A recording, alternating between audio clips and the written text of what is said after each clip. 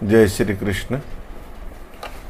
भूर्भुवः स्वस्तरुस्तार सपिता प्रपिता महाः यज्ञो यज्ञपतिर्यज्वा यज्ञांगो यज्ञवाहनः।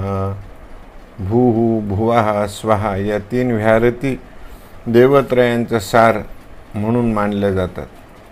त्यांच्या साह्याने लोक तरून जातात, उद्धरून जातात। म्हणून बऱ्याचशा यज्ञयागाच्या वेळेस ह्या तीन शब्दांनी भूः स्वाहा, भुवः स्वाहा, स्वस्वाहा ह्या व्याहरतीने हवन केलं जातं की यज्ञकर्मामध्ये, पूजा कर्मामध्ये आमच्याकडून जर काही न्यून राहिलं असेल, कमी राहिलं असेल तर ते पूर्ततेसाठी म्हणून ह्या मंत्रांचं हवन त्या ठिकाणी केलं जातं। असं भगवंत विष्णू तारहा, जो तारक आहे, तारणारा आहे, उद्धरून नेणारा आहे। सपिता, समान रूपाने सर्वांचा पिता असलेला, सगळ्यांना पिता स्वरूपामध्ये मिळालेला प्रपिता। पितामहा जो ब्रह्मदेव त्यांचा पिता असलेला। यज्ञ, यज्ञस्वरूप जो आहे तो यज्ञरूप, जो यज्ञाचा स्वामी आहे। यज्वा, जो यज्ञ करतो त्याला यज्वा असं म्हणतात। यज्ञांग, यज्ञच ज्याचं अंग आहे आणि ज्याला यज्ञ म्हणूनच ओळखले जातं असं भगवंत विष्णू। यज्ञवाहन, जो यज्ञाचं वहन करून नेतो, यज्ञाच्या माध्यमातून प्रत्येक देवतेपर्यंत आहुती पोहोचवतो असा भगवंत विष्णू। यज्ञभृत, यज्ञकृत, यज्ञी, यज्ञभुक, यज्ञसाधनः, यज्ञान्तकृत, यज्ञगुह्य, मन्नमन्नाद एव च। यज्ञभूत, यज्ञाचं धारण करणारा। यज्ञकृत, यज्ञ करणारा। यज्ञी, यज्ञाची पूर्तता करणारा। यज्ञभुक, यज्ञाचा उपभोग घेऊन यज्ञाचं सेवन करणारा। यज्ञ साधना, यज्ञाची जी साधने आहेत, समिधा, आज्य, श्रुक, श्रुवा किंवा हवनासाठी ज्या ज्या वस्तू आपण वापरतो त्या गोष्टी। यज्ञांतकृत, यज्ञाची समाप्ती करणारा। आरंभही करणारा तोच आहे, समाप्तीसुद्धा करणारा तोच आहे। यज्ञगुह्यम, गुह्य असा यज्ञ म्हणजे निष्काम यज्ञ जो करणारा आहे असा भगवंत विष्णू। अन्नम, भूतमात्रांकडून जे खाल्ले जाते व शेवटी जे भूतांचे भक्षण करते ते अन्न, ज्याचे स्वरूप आहे असा भगवंत। पसायदानामध्ये ज्ञानेश्वरांनी सांगितलेले भूता परस्परो जडो मैत्र जीवांचे। आत्मयोनि स्वयं जातो वैखान सामगायनः, देवकी नंदन स्रष्टा क्षितिशः पापनाशनः। आत्मयोनी, स्वतःचे स्वतःच उत्पत्ती स्थान असलेला, कारण याला जन्मदाता असा कोणीच नाही। स्वयं जातः, स्वतः स्वतःमध्ये जन्म घेणारा। वैखानः, विशेष रीतीने पृथ्वीचे खोदन करणारा असा वराह स्वरूप।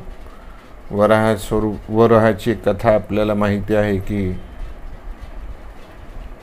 त्यांनी पृथ्वीला पुन्हा पूर्ववत करून हिरण्याक्षच्या ताब्यातून पृथ्वीला आणून पुन्हा पूर्ववत स्थापन केले। सामगायनः, सामाचे गायन करणारा। सामवेद हा गायन पद्धतीने म्हणल्या जाणारा वेद आहे।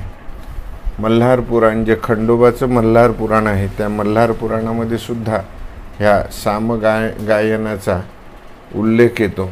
ज्या वेळेला भगवंत द्वारपाल म्हणून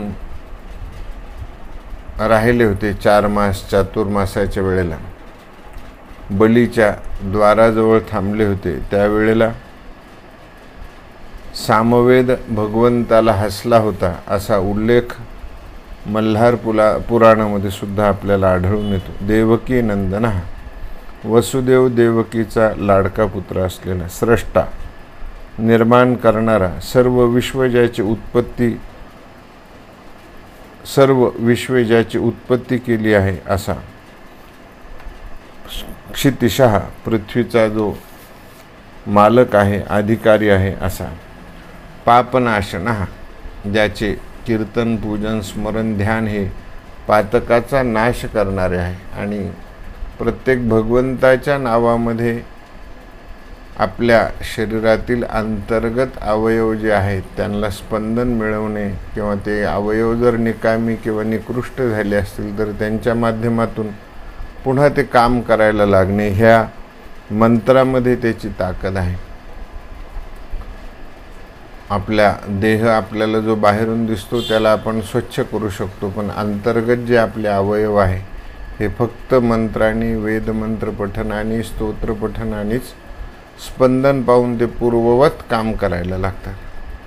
शंखभ्रन्नंदकी चक्री शारंग धन्वा गदाधरः रथांगपाणिरक्षोभ्य सर्व प्रहरणायुधः सर्व प्रहरणायुध ओम नम इति. आज आपण हा शेवटचा श्लोक घेतो आहोत. शेवटचं म्हणल्यापेक्षा पुन्हा पुन्हा याची आवृत्ती आपल्याकडून व्हावी हीच भगवंताला प्रार्थना. शंखभृत, पांचजन नावाचा जो शंख आहे, जो त्यांनी धारण केलेला आहे असा भगवंत.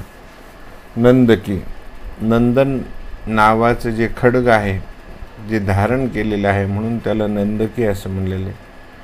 चक्री, सुदर्शन नावाचं चक्र ज्याने धारण केलेलं आहे असा चक्री. शारंग धन्वा, शारंग नावाचे धनुष्य ज्याने धारण केलेले आहे असा भगवंत.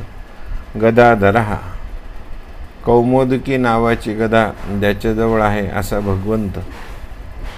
रथांग पाणी, ज्याच्या हातात चक्र आहे असा भगवंत.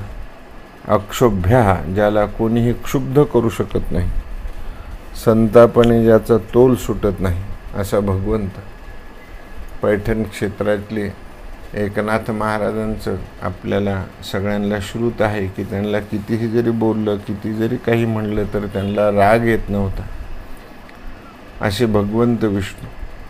सर्व प्रहरणायुध, आघात करून शत्रूंना निपात करणारा आणि शत्रूंचे सर्व आयुधे नष्ट करणारा असा भगवंत विष्णू. आजपर्यंत आपण भगवंताच्या विशिष्ट जे सहस्रनाम आहे त्या सहस्रनामाच्या माध्यमातून वेगवेगळ्या नावांचा काय अर्थ होतो तो माझ्या माध्यमातून आपल्यापर्यंत पोहोचवला. आज आपलं विष्णू सहस्रनाम पूर्ण झालं.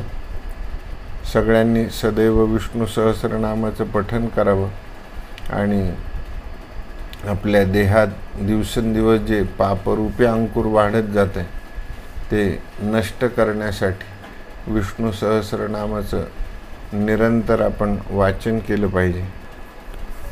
विष्णू सहस्रनामामध्येच आपला एक शब्द आलेला आहे, क्षेत्रम क्षेत्रज्ञ एवच. जसं क्षेत्र वाढत जातं तसं आपला देहसुद्धा दिवसेंदिवस वाढत जातो आणि छोटे छोटे पाप आपल्याकडून घडत जातात. आणि जसं अंकुर वाढल्यावर जसं मोठं होतं तसं महावृक्ष होतं, तसं आपला देहसुद्धा वाढत जातो आणि कळत न कळत काही चुका आपल्याकडून होत चालतात. त्या चुका टाळण्यासाठी, त्याचं क्षालन करण्यासाठी आपण निरंतर विष्णू सहस्रनामाचं पठन करत राहावं. जय श्री कृष्ण.